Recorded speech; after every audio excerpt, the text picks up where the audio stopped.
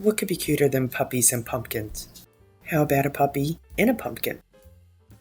Welcome to Up All Night DIY. I'm Monica. Thanks for joining me. I'm hanging with my good friends Dawn of Shabby Meets Bling and Lisa of Our Gray House to host the Paws with a Cause collaboration fundraiser. Your kindness will support Happy Trails nonprofit humane no-kill animal shelter located in Rock Falls, Illinois. You'll find a link to their Facebook page where you can learn more about this amazing place, as well as a donation link where you can contribute to the cause. The donation link will lead you to Dawn's page, just so you know that that is correct and it's legitimate. Take a look. Here are some of the precious pets you'll see on their Facebook page. This amazing shelter provides quality temporary care to homeless animals, then places them in a permanent living home.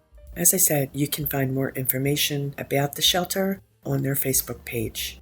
Also, you'll find a link to both Dawn and Lisa's channels, as well as a link to the playlist in the description box as well. Right, well, we have a puppy and a pumpkin to make, so let's get into it. For this project, I'll be using Model Magic clay. You can use whatever clay you choose. I've colored my clay with acrylic paint, which is super easy to do. I'll link a video that shows the process. I've cut the top off a 2.8-inch foam ball, and I pressed a flat spot on the bottom of it. This is going to be for our jack-o'-lantern. And I did get all of these foam balls at the Dollar Tree. I'll also be using a full 2.3-inch ball, and I pressed a flat spot on one side of it just by pressing down on the table, just like that. And I'm also going to be using about a third of another 2.3-inch ball. This has been cut, but we also need to press a flat spot on the rounded part. That makes sense, right? They'll get stacked like this, and we're going to need some toothpicks too. We'll get started by grabbing a handful of the orange clay. I'm going to condition it by kneading it, and then I'm going to roll it nice and flat.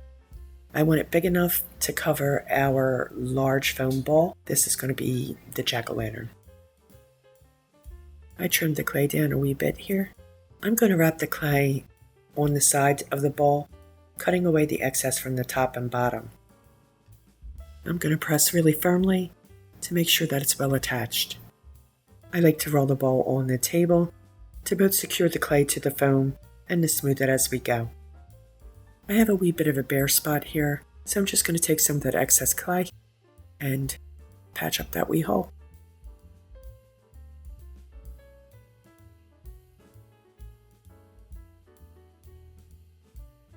I'm just going to trim away any excess at the top and any I may have on the bottom. I cut circles from orange clay, which we'll use to cover the top and bottom of our pumpkin.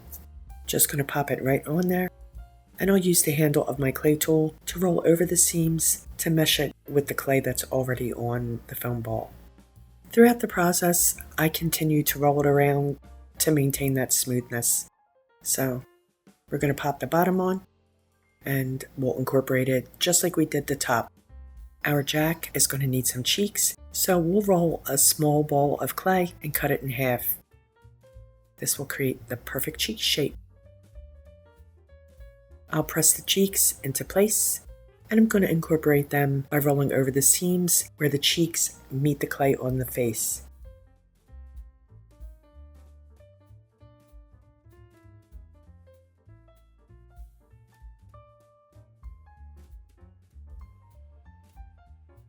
He needs dimples. Just pushing my ball tool up into the cheek from the bottom. You can also do this with a paintbrush handle, a dowel, anything like that works. To create the ribs of the pumpkin, I'll simply use my tool handle to press an indentation into the clay. I start at the top and just kind of rock the handle down along the pumpkin to create that indent. I leave the area for his face smooth, only pressing short indents at the top and at the bottom, just to kind of give the impression that there was once a rib there. You feel me? And once we're done with that, we can set this aside for a mo. Now let's work on our pup. Grabbing a handful of my beige clay, I knead it to condition it, and I'm going to roll it flat just like before. To color this clay, I used Americana Cocoa. Okay, so I will lay the clay over the half ball, pressing it to ensure good contact, and I'll cut away any excess.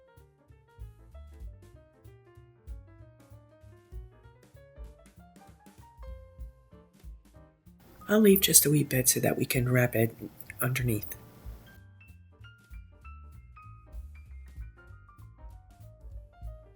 And as always, I'll roll it on the tabletop to smooth it out.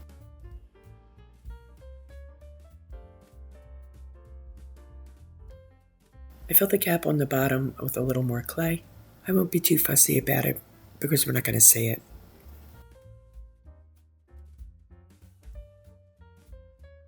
I flatten even more clay, this time to cover the full ball, repeating the same process as before and filling in any gaps and rolling it to smooth it.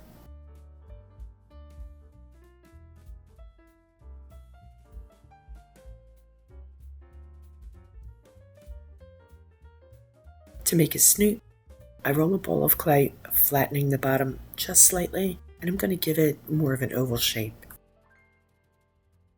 I'll use the sculpting tool here to make his mouth, pressing gently to create an impression.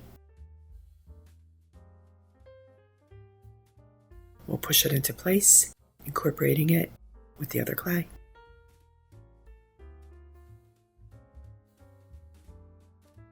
This is all meant to look like one piece, so I'm going to do my best to roll over the seams and make them as inconspicuous as possible. I'm using a damp paintbrush to moisten the clay right at the seam, and I'm going to smooth it with my fingers.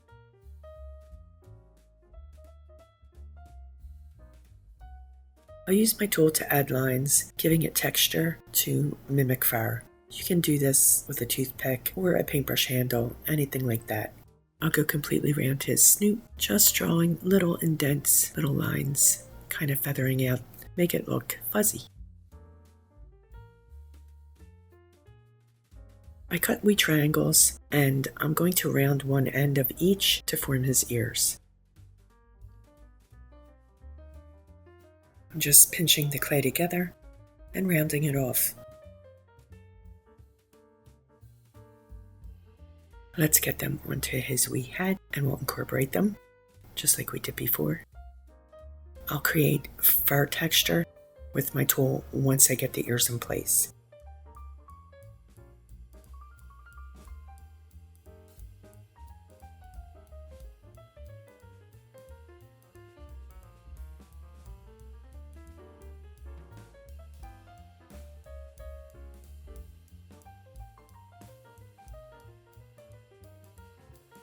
I create shallow indents where his eyes will be. This is just so I know where to put his wee eyebrows. To make the eyebrows, I roll a small cane of clay, rounding the ends. I'm going to cut that in half, and I'm going to check to see if they're the right size. These are a little long, so I'm going to trim them down just a tiny bit. Once they're cut to size, I'm going to flatten them slightly with my fingers. Just kind of spread them out a tiny wee bit. I'm just going to press them on right above that little divot where his eye will go. And I'll incorporate them and give them texture too.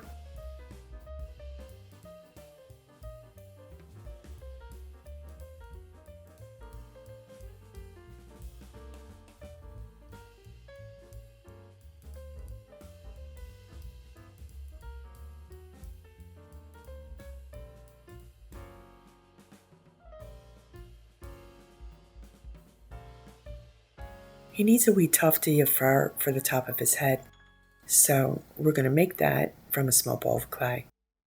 Let's give it like a teardrop shape, and I'm going to plunk it right on the top of his head, and we're going to add texture to that too. I want this guy to resemble our rescue pup Yoshi, aka Yo-Yo, and he has a wee tuft of hair just above his eyebrows. He's so cute. You'll see him later. So I'm just pushing that on. I'll use my tool again to add the texture. A boopable nose is a must, so I roll a small ball of black clay. I'll press it into place And I'm going to push a couple holes in for his nostrils.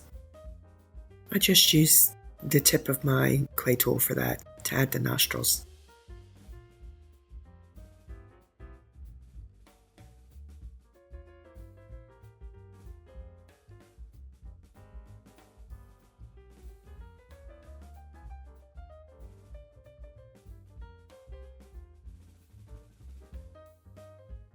I'm going to add a wee bit of clay to the divots where his eyes would be. I don't really want the divots. I want his eyes to be more on the surface. So I'm just going to fill that in real quick. Now we're going to stack this guy.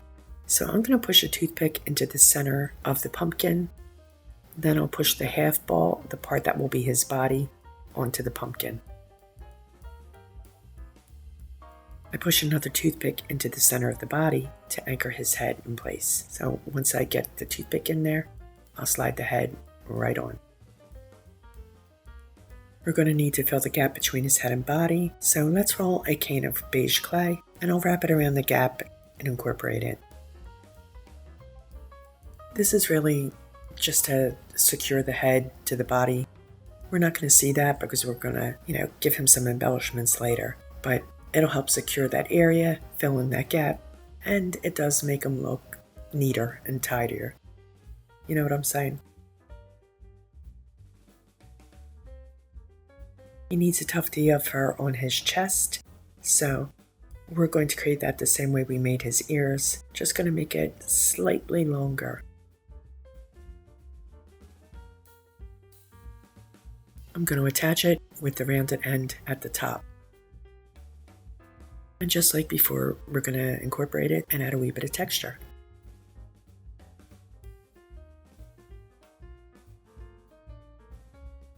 We also need to close the gap between his body and the top of the pumpkin, so I rolled an orange clay cane and wrapped that around and incorporated it too.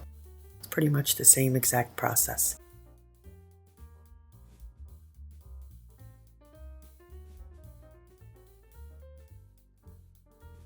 I roll a thicker cane of the beige clay, rounding the ends. These are to make Yo-Yo's arms, or technically his front legs, right? We're going to cut that in half, and the round parts will be his big old floppy paws.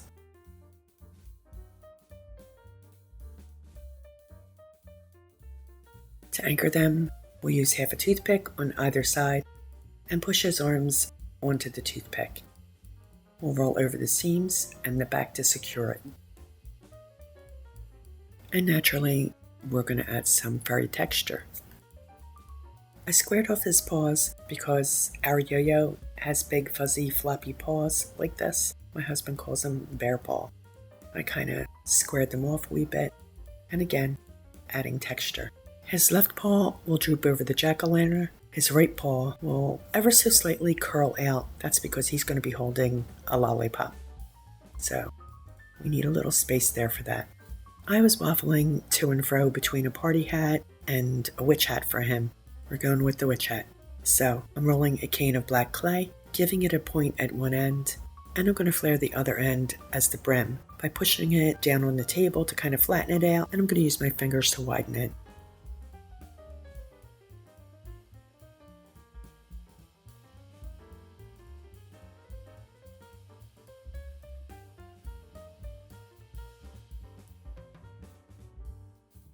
And just like before, we're going to use a toothpick to anchor his hat to his head, kind of off center, more to the left, a little jaunty. I'm just going to press it on there. I won't incorporate it. Just press it down, make sure it's nice and secure. And then we can set this guy aside to dry overnight.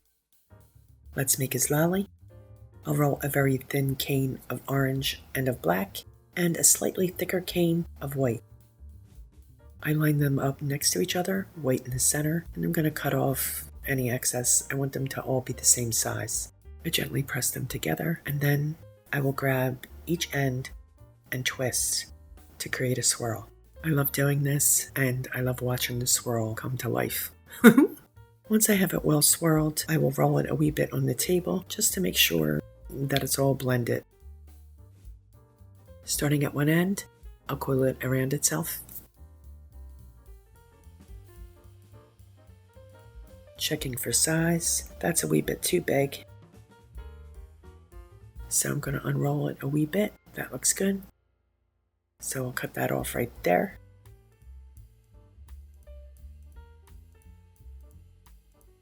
And we can set that aside to dry overnight.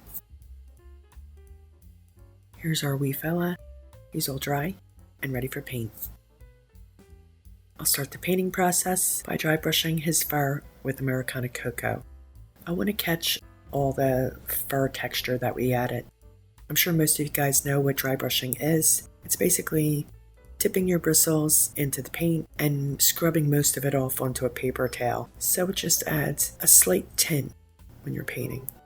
So I'm just going to do this everywhere I feel like it needs it, and I'll build up the color slowly. I start light, and anywhere I think it needs to be darker, I'll go back and add a little more dry brushing. My yo-yo has some white on his chest and on his paws, so let's hit that with some white paint. Just scrub it on there.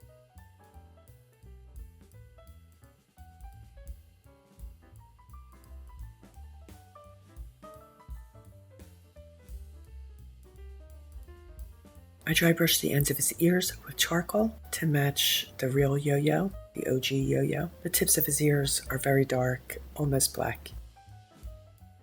With a detail brush, I paint in the impression of his mouth, first with the cocoa, and then I go over it with Americana Mississippi mud to darken it. I dot his snoot where his whiskers would be with Mississippi mud. I just did 3 dots on each side. So cute. Right, moving on to Jack. I paint his features with charcoal. He's a happy Jack. I mean, why wouldn't you be when you have a cutie like Yo-Yo sitting in you? You know what I'm saying? So I'm just going to outline everything first, and then I'll fill everything in with charcoal.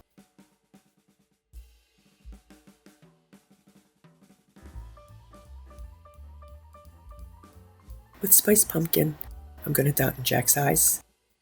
We're going to do them right at the top of the eye so that he's looking up at Yo-Yo. Dotting in the whites of Yo-Yo's eyes.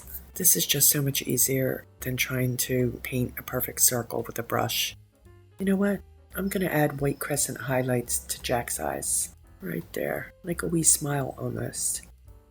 Yo-Yo's iris will be dotted with Mississippi mud, and then we'll come back in with charcoal and dot in his pupils.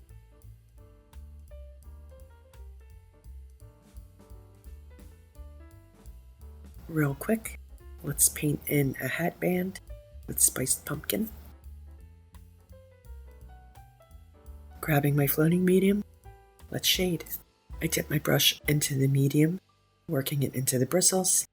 I'll scoop up some burnt orange on the corner of my brush. This is called side loading. I'll stroke it on the plate to blend the medium with the paint on the bristles, and this will give me my gradient of color. With the paint corner of my brush, where I want the darkest shadow, right here at the indent of the pumpkin ribs, I'll float that shading right along the line. And we're going to flip it over and do the same on the other side of the line. This is going to give it a rounded appearance, and it adds a wee bit of interest and depth. I reload my brush as needed, which is pretty frequently, honestly. I'm going to continue to shade like this all the way around the pumpkin, hitting all of the indents for the ribs. I shade along the top and around the pup's paws, anywhere there would be a natural shadow. I'm sure to shade around his features.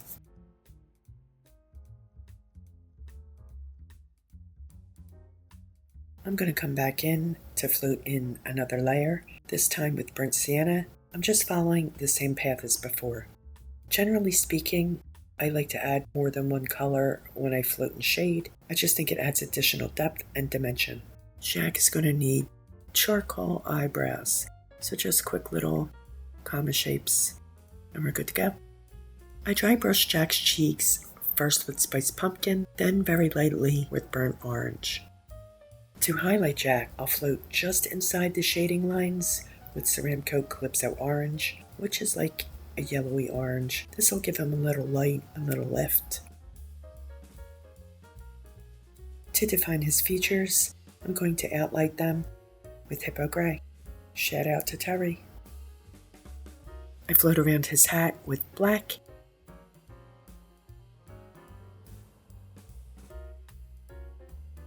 And then I'm going to come back with a tad of spiced pumpkin. I shade the pup with cocoa. I'm doing this to add a little more punch. You feel me?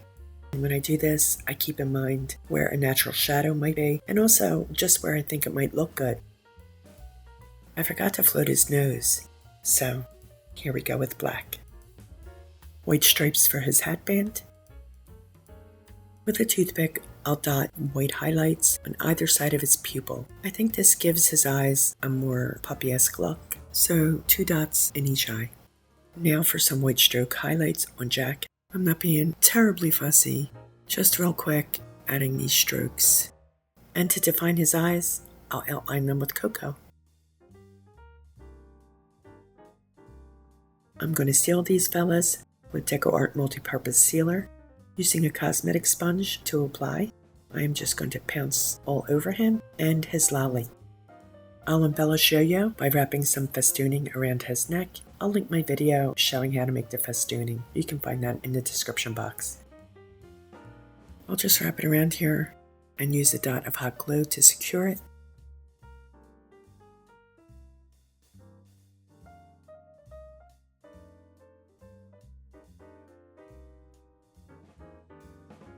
He looks very festive, I must say. I forgot about his tongue. I totally forgot. I flattened a bit of red clay for this, and I'm going to attach it with fabric glue. I'll also attach his lolly with fabric glue. And that does it. Now for the final reveal. I also added some clay Halloween candy to Jack as well. I just thought it needed a little extra something something.